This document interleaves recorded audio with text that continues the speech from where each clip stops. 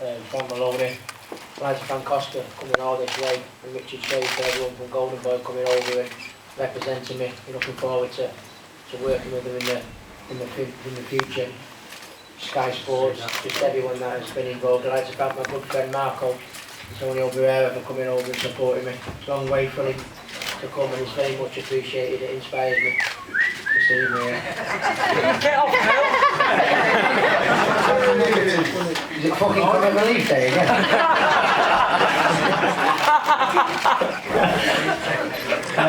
But no, I mean, I think the hardest one is out of the way now, as far as my career goes.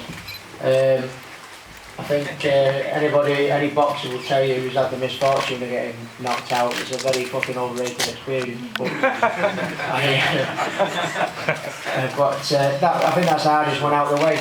Beforehand, I was very, very nervous. I mean, the training camp went as well as ever. The sparring, everything was absolutely perfect. But you can't prepare yourself for from the first time you've got beat, the first time you get knocked out. Nothing can prepare you of how you feel actually when you step in the ring on the night. And it was a very, very nervous time for me before the fight. I've never been so nervous, confident and everything. But I think the hardest one is is out of the way. I think I boxed a good fight. You did. You did, mate.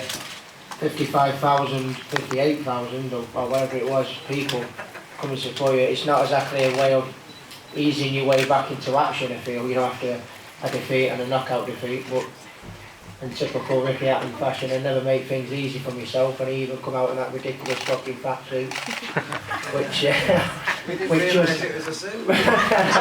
you won't in a couple of weeks.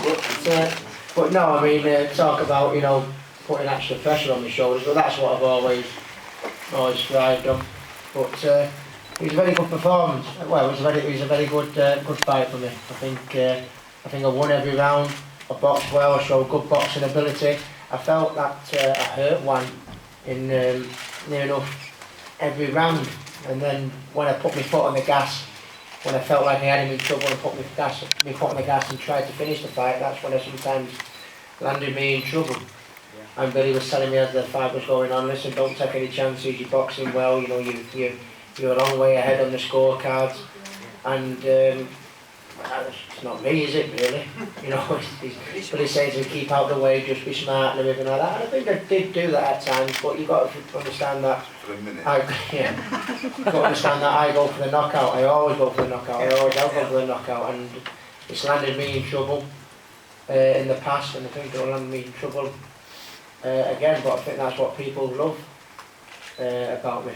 But I think the hardest one is out of the way. I'm back down at my normal weight. Juan Lazcano proved a very, very capable opponent, which I did. I don't think nobody gave him a chance, and I think it was very, very unfair before. I've got a fantastic record.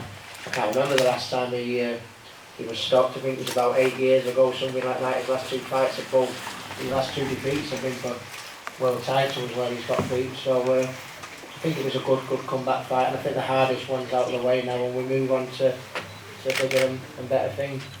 Ricky, what was going through your head in the dressing room then?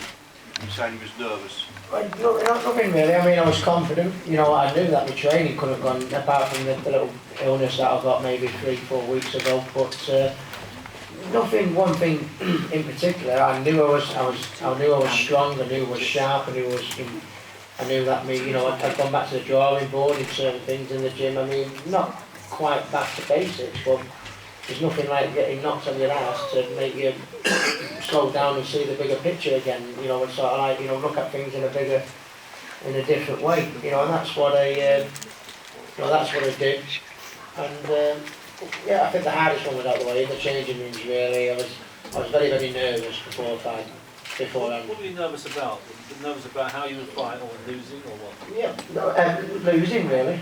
I suppose. I mean, you've just got to get rid of the demons, I suppose. And I mean, I'm sure anybody's done a bit of boxing has had the misfortune of getting knocked out or got beat. The first one back is probably the hardest, and I expect that performance is to go from strength to strength for me. I think the hardest one's out of the way now. When did you feel the old feeling come back? How long did that take? It pretty much straight away. I mean, I had to, I started off well, and I think I was using my jab and I was using my boxing ability. But sometimes when the fight is going too well for Ricky Hatton, my jab's working, you know, my boxing ability and making my opponent miss, if I just fucking stick to it, I could make things easier, but I don't do it. As soon as I land 2, 3 jabs, it's like, well, that's good enough, let's go for the knockout really. And I think at times I showed, you know, caginess, I was clever, you know, sometimes he hit me with shots and he hurt me. But it wasn't necessarily stunned. When he opened up, he could put 6, 7, 8 punches together sometimes good, and it, you know, it's more really disorientated, you know, more when he puts punches together, 5, 6, you're just trying to get close and just, you know, weather the moment. But he did hurt me with a few shots without really shaking me. But the idea is, the idea is just to survive the moment. And he did have his moments in the fight. But I did feel